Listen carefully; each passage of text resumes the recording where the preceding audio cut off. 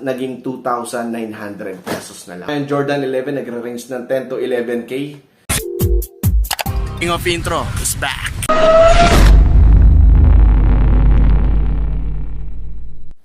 Yo, what's up YouTube? What's up mga tol? King of Intro is back! Andito tayo sa isang vlog kung saan wala tayo sa mga outlet store, and magpapasalamat muna ako dahil grabe, no, tinangkilik nyo yung mga outlets rage na sale natin, no, from Nike, Adidas, at saka yung ibang sale ng mga Sports Central, yung Mega Mall, Mega Trade Hall na sale, yon tumabo talaga sa takilya yon tol, no? Pati na rin yung anta natin. And this time, na-miss ko tong klaseng vlog na ganito, ano, may papakita ko sa inyo, i-unbox ko, and still deal, no? Itong papakita ko sa inyo. At meron din tayo ibebentang sneakers yan. Marami nag-aabang sa atin, marami nag-PPM sa atin, idol. Pero bago ang lahat, kung napadaan ka lang sa ating channel, make sure na mapipindot mo yung subscribe button na nandyan. Hit mo na rin yung bell notification para every time na may video tayo, mapapanood mo, tol.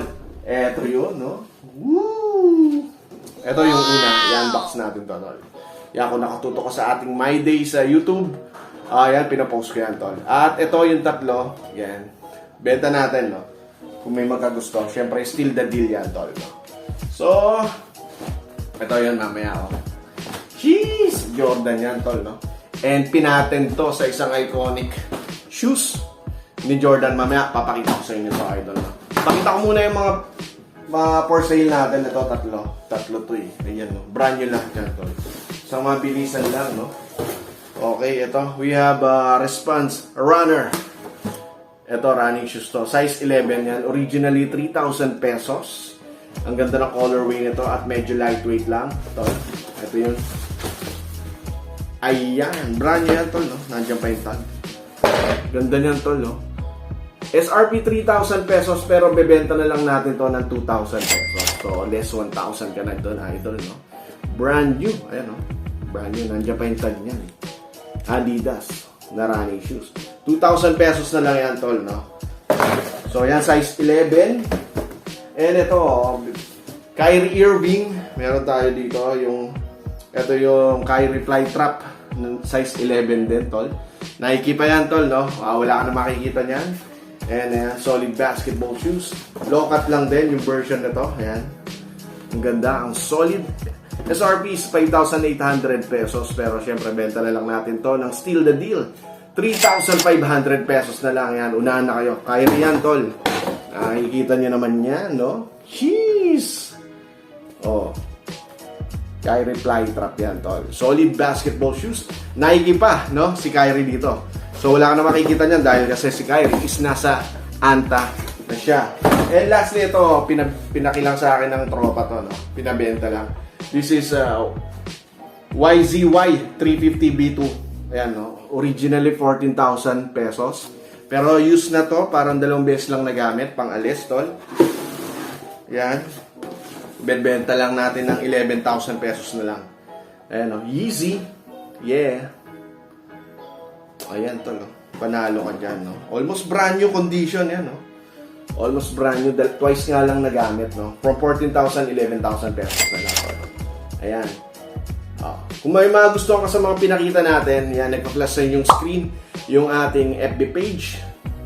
Ayan. I-PM mo ako agad, tol, no? Okay? And this is size 11 din, syempre. So, yun na nga, tol, no? Eto na nga. So, yun na nga, tol, no? Mag-unbox tayo ng isang sapatos na parang pinaten din sa isa sa mga iconic shoes ni Jordan. Although, syempre, Jordan din yung brand niya. Pero mamaya, papakita ko yung pinagayahan nito, idol. So, yun, ready na kayo, tol? I'm ready. At, check na natin. Let's do this. Uy! Ayun, idol, no? Eto na, no? Eto, galing mismo to sa Nike Factory Outlet Store. Pero hindi dito sa Pinas, kundi sa Singapore, idol, no? Kung familiar ka, nakapag-vlog na tayo before dyan. Talagang steal the deal yung mga presyo ng mga sapatos doon, no? And this is Jordan Max Aura 2. Yan, size 11, no? Originally, impression nito is 205. So, 205 Sing dollars. Nasa 43 kasi conversion. 43, nasa 8,000 pesos, idol, no? Nasa 8,000 ang SRP na to. Tapos, ayan, nag-sale pa siya. Naging 119. Ayan, 119. No? Half the price, naging 5,117. And hindi lang yan, nag-less pa na nag-less yan, idol. Nung binayaran na sa counter to is naging 2,900 pesos na lang to. Yan, no? Ito hindi na siya bagong release, no? 2020 nung na-release tong sapatos na to. Pero ang pinagayahan nito, idol, sasabihin ko na to, no? Bago pa natin to buksan, ang pinagayahan nito is yung Jordan 11. Yung Breads colorway, idol, no? Makikita nyo, halos kahawig na kahawig niya. So, nung nakita ko to, halos same lang kasi magkano ngayon Jordan 11, nagre-range ng 10 to 11k pesos, no? So, kung ito, budget meal, nasa 2,900 pesos lang. Oh. Check na natin to, no? Buksan na natin. Let's go! So, ayan. Ganda ng, ano pa rin talaga, ng box kapag Jordan, ayan. Gold yung logo. So, ayan, syempre pagbukas natin is yung paper cover. And tignan natin, tol. Woo! Wow! Grabe to, tol. Labas muna natin. Ayan. Take a look. Closer. Oh. Diba, tol? Diba? Ito pa isa. Labas natin sa box. Para makita, no? Para makita. Ayan. Okay. Aesthetics, tol. And this is Jordan Aura Max. Max Aura 2. Bali-baliktad na. Tol, ayan, no? Kahawig, di ba? Kahawig niya, tol. Ayan, no? Nagpa-flash sa screen yung kahawig niya, tol, na sapatos. And this is, nagulat ako, this is a lightweight lang, no? And pakita muna natin. Sige. Okay, tol. Size 11 to, no? Hindi ko pa siya nagagamit. Ayan, brand new. Halos kararating lang sa atin. Umpisahan na natin dito, idol, no? I-unbox na natin, pakita natin yung kanyang materials. Yan, hindi pa rin siya nasubukan panlaro dahil magkakaroon na ng liga ito. Ito yung gagamitin ko. And check out the pattern, tol. Zigzag pattern, yan, siguradong makapit. Yan, unpredictable yung kilos at galawan mo dito. Galawang MJ, parang ganun. And ayan, oh. Same as well, hanggang dito sa baba. Meron siya logo dito. Ni Air Jordan, syempre. Ayan, ang mapapansin nyo dito is medyo may pagka-glossy. Okay? Glossy. Ayan, parang nakabalot siya ng ano, tol, no? Cover. Plastic transparent cover. At sa backside niya, idol, is makikita mo yung embroidered na Air Jordan. Okay, tol? And this is, ano, parang siyang, ang tawag dito is black cement colorway. Okay? At ang kapansin, sabi ko sa inyo, fan ako, idol ng mga may airsole, no? Dahil ito kasi kailangan ko rin talaga yan. Bukod sa impact, syempre medyo malaki ako, no? Yung impact na ibibigay sa akin ito kapag naglalaro ako, ayan. And support na rin yan, no? Yung mga airsole bubble na yan, tol, yan.